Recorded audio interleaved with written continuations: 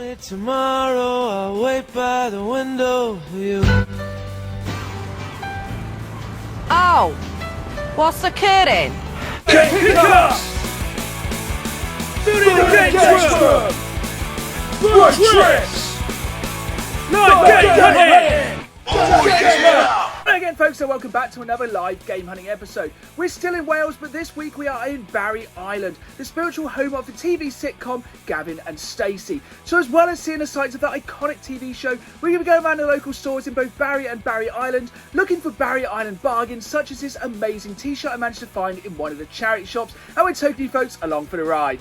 If you enjoy this kind of video, please hit that like button and please subscribe. It's about game hunting every week and I really want you folks along for the ride. Now, let's get on to those Barry Island bargains. Here we are then, bright and early in the morning in Barry Island, and you can see it's a really nice piece of Welsh coastline. I think it's something that isn't really shown on the TV, what a nice piece of beach this actually is. But just off the beach is the cafe, famous from Gavin and Stacy, and yeah, it was a bit of a dreary morning, but it was a very good day to be hunting. Nothing wrong with a little bit of rain. First things first, wanted to head to Nessa's famous slots along the promenade, and then it was on to a full day of game hunting. And I had a good feeling about today. There was a few of us on the hunt, and I thought nothing would be missed. If there's 3 of us looking, there will be no stone unturned, we will find everything. But it's not just Gavin and Stacy that Barry is famous for, it also has its own amazing sights in its own right, such as what we have deemed the rave tunnel, this incredible tunnel going under the railway line, which is fit for a rave any time of the day. And where else can you go to Wetherspoons and have your cooked breakfast in an old bank vault? Yes, only in Barry can you have your cooked breakfast in a bank vault. First store of the day and straight to the kids DVD section, and yeah, there was some Pokemon DVDs straight away. I've really been trying to grab as many of these Pokemon DVDs as possible at the minute, as none of these films seem to be on any of the major streaming websites. You can see there that classic TMNT the movie in that lovely lenticular cover. Bit of Wii shovelware here, Smarty Pants, some of these Wii games I have been passing up, and yeah, I just kind of knocked everything there.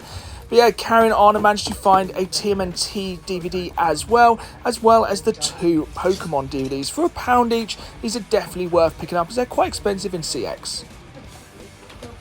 Joe is the MVP of today. Definitely grab all of those. That's right, Joe is definitely the MVP of today's hunt, finding 2 PlayStation 4 games in this bag of DVDs hidden under the clothes rail for some reason. Not sure if these are ready to go out, but grabbed them.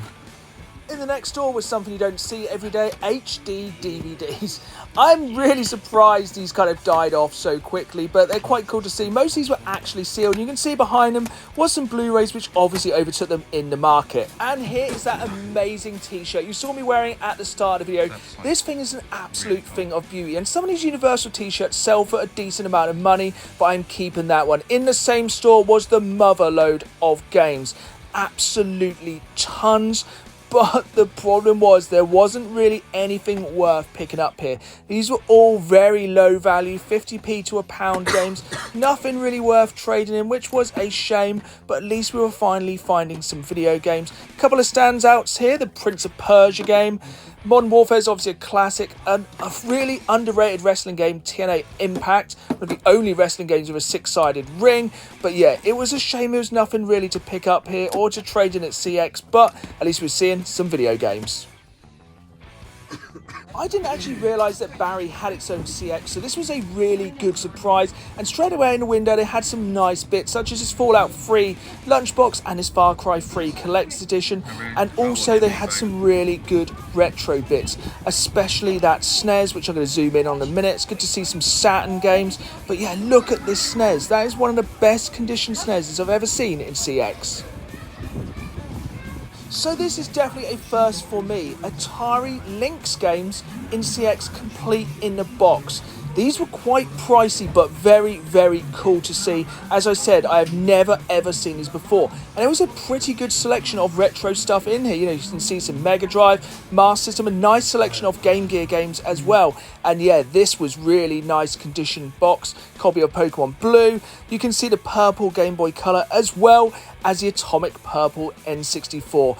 I think possibly my favourite colour they released of the fantastic line of N64s.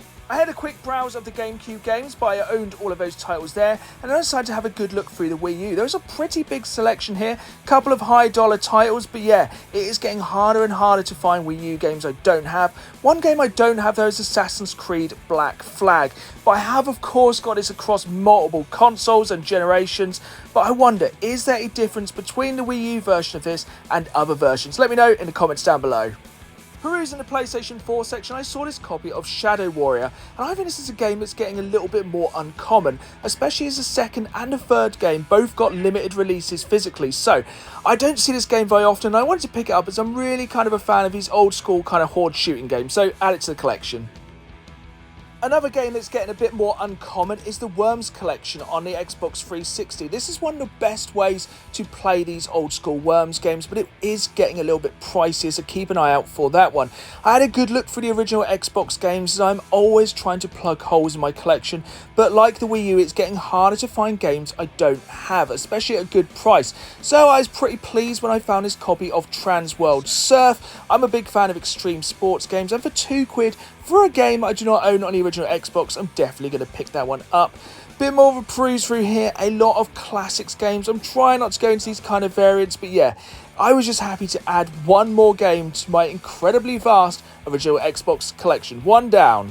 I really enjoy a good World War II shooter, and I'm a big fan of Brothers in Arms, but I never realised this was released on the Wii, and any time I see a box set of games, I'm going to pick it up. I am a sucker for a box set, a collection, anything like that. Something that just stands out and is a little bit different. Don't see many box sets of games, and this one was only £4. Grab it. A couple of shops left to go through. This one was definitely one of the creepiest. It was absolutely full of mannequins, and these things were absolute nightmare fuel. I couldn't get a lot of footage in here, but trust me, it was so creepy. If you are ever looking for pop vinyls, you need to head to this store in Barry. It was absolutely stacked full of pop vinyls, from like cheap ones to rare ones. There was a little bit of everything. They also had some amazing Pokemon cards. I have never seen so many Charizards and Charmanders and Charmeleons in one place. Such a good collection of cards. They even had Japanese packets which haven't been released in this country yet. Pokemon fans' dream. This was thankfully the final stop of the day, as I managed to pick up one of the biggest, bulkiest items I picked up for ages, but this for me is pure retro gold. This electronic tabletop pinball machine for just £2.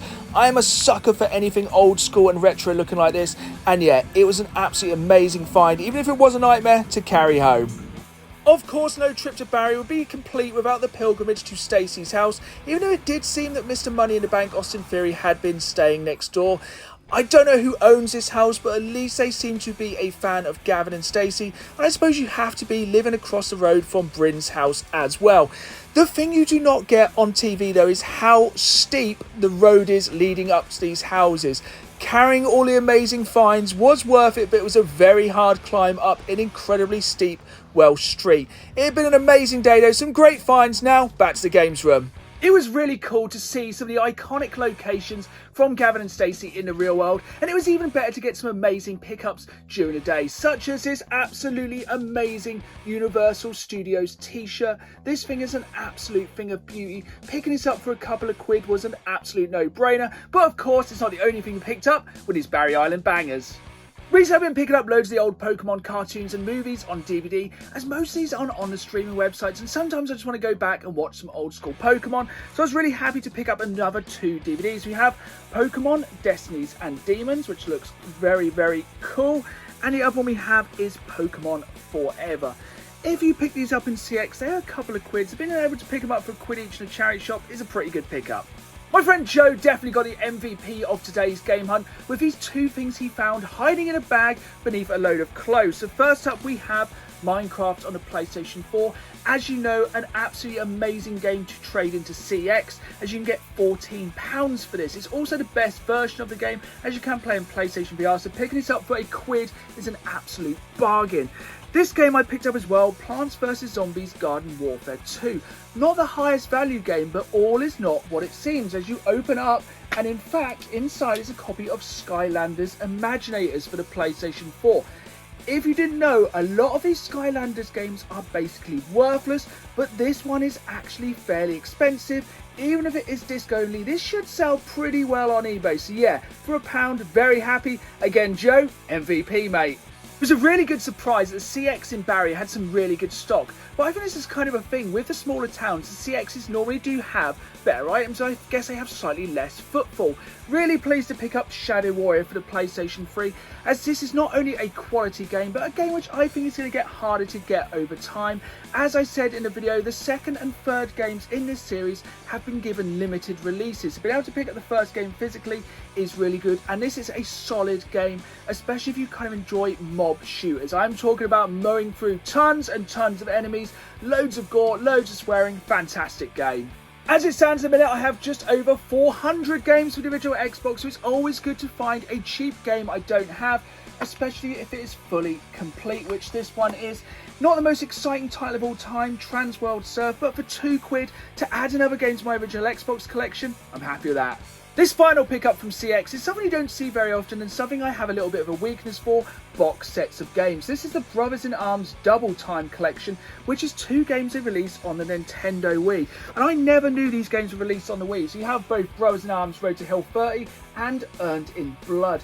If you don't know, these are fantastic World War II shooting games, a little bit more tactical than your kind of Call of Duties, and they are proper solid games. It'll be really interesting to see how these play on the Wii.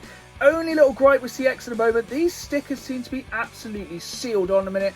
Also got a little bit of damage to the box up there, but I'm sure with a little bit of goo gone, that'll be all gone. Items like this are the exact reason that I keep game hunting, because you never know we're going to find something incredibly weird and odd like this, and for £2 I could not leave this behind. I can't really find a date on this. I don't know if it's kind of a more modern retro machine, but this thing is actually quite amusing and definitely worth the £2 price tag and the carrying it around for about half a mile. It may seem like a weird item to end on, but it's items like this that keep me searching the charity shops in 2022. It is the weird and the wonderful that really bring a smile to my face. As they say, one man's garbage is another man's treasure, and this is a new treasure in my collection. There we have it then. There was definitely some Bonanza bargains in Barry this time, and it was really great to be out hunting with both my brother and his friend Joe. We managed to find some amazing bits for the collection, and if nothing else, it was a great time. I love going on hunts like this, especially when it's further afield in a place I've never been before. So if you enjoyed the video, hit like, subscribe, and join me again soon for more game hunting bonanza. And as always, keep playing the game. See y'all soon.